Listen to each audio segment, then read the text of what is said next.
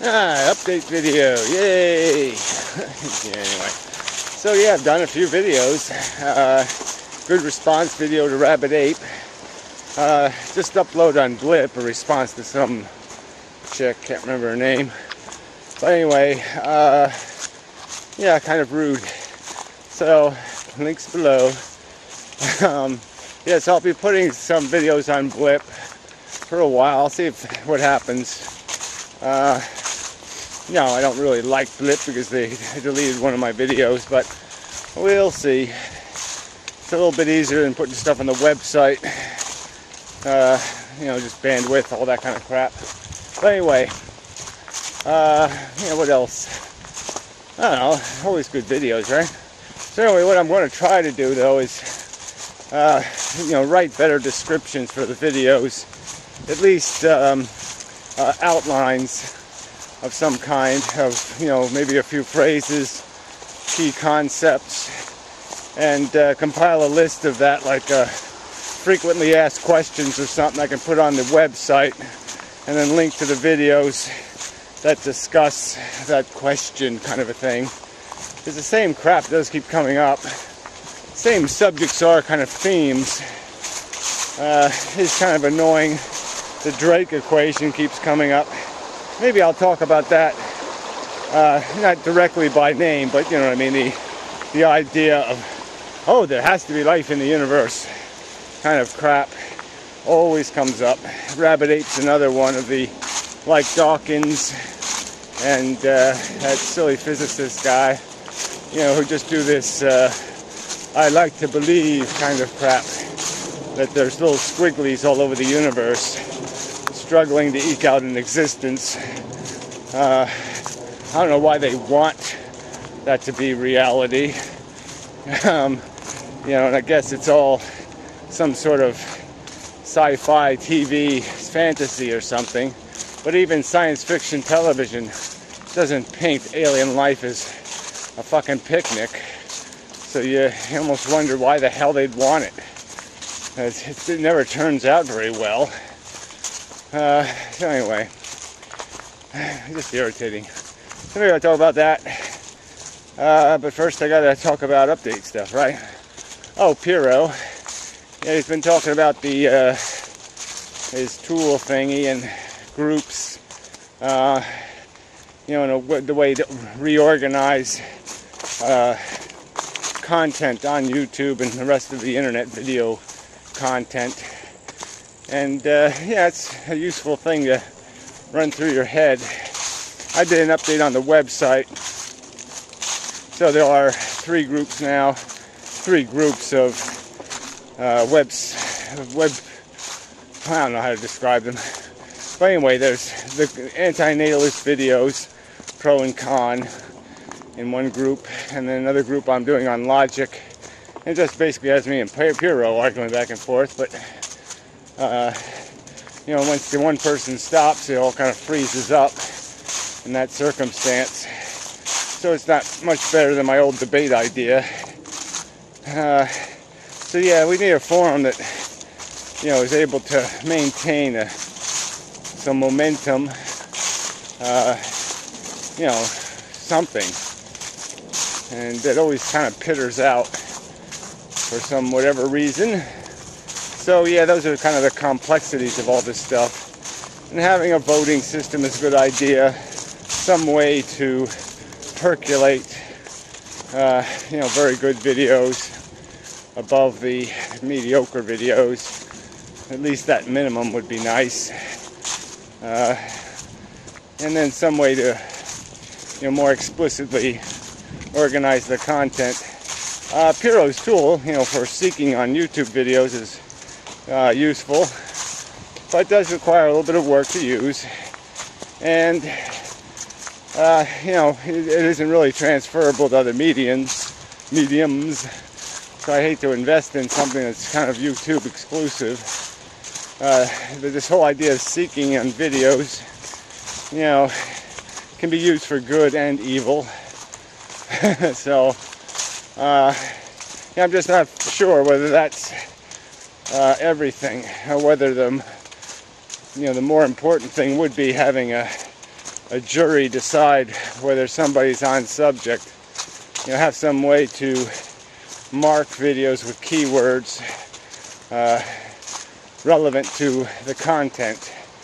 You know, whether it was, whether it did address questions asked, or whether it was, you know, ownage as a response to someone else's remarks or something like that.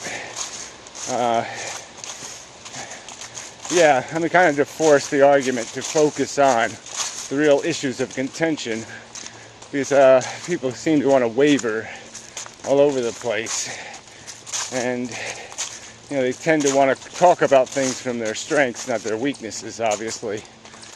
And there's got to be some mechanism to sort of force people to play the real game. So anyway, yeah, lots of things rolling through my head, ideas and such. I know somebody's got to, well, I probably shouldn't even get into that. It's just one of those things that'll probably not turn into anything. But, yeah, who knows what the future will bring. See if we can create some sort of undertube, you know, something outside for philosophical commentary and debate, rational rules, but guaranteed rights, that kind of thing, would be good. Yeah, I guess that's all. I mean, it just would be nice to be able to have conversations that kind of don't have to get so redundant. You don't have to go over the same stuff over and over and over, like the Drake equation. I mean, some of it, I guess, is good, because with each rendition of the argument, you do sometimes glean new bits of argumentation. You realize another, you know, glaring bit of evidence.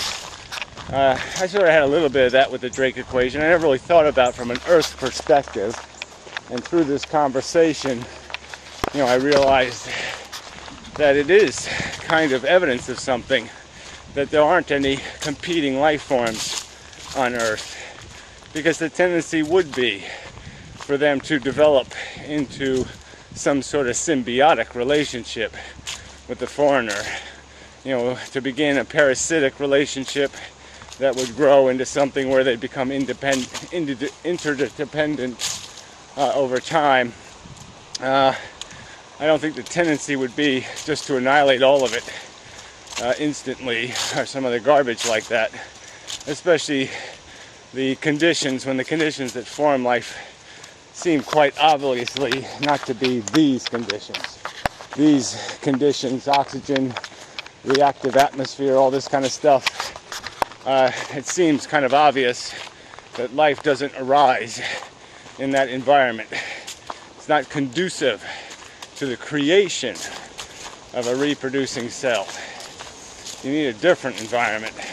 And there are different environments on Earth, very, very different from this atmosphere, underground, even up in the atmosphere. And it just seems if people are going to say the chemistry tends to go there, they ought to have some evidence of that going there. And they have no evidence of the going. And that's really what this is all about. It's an argument about chemistry. And this argument that because something happens once, it's automatic, that it's routine. It happens all the time. Because it's quite obvious it happened once. And you can't tell the difference in reality from one sample between a diamond and a snowflake. If I handed somebody who had no context, no understanding of their origins, a diamond and a snowflake, and he knew nothing about planetary science or chemistry, and he's just going to judge based on structure, what they look like, he'd have no way of knowing which one was incredibly rare and which one was bizarrely unique yet abundant. a plethora.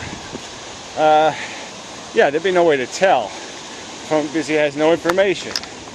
And so you can't tell common from uncommon based on one sample.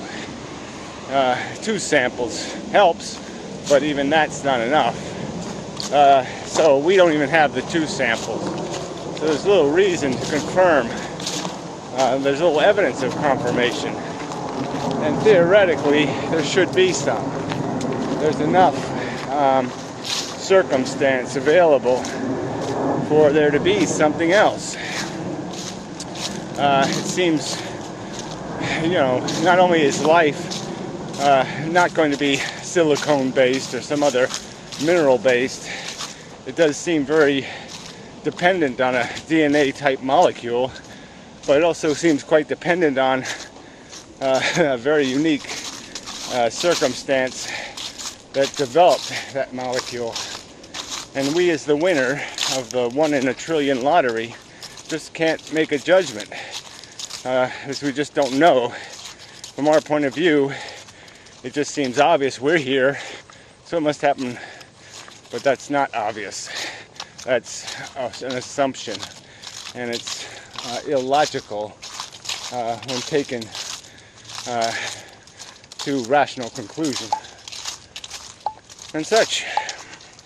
So, time to go to work. 11 minutes. Wow, I'm walking faster. It shouldn't have been 11 minutes, it should have been 14. Anyway, till next time.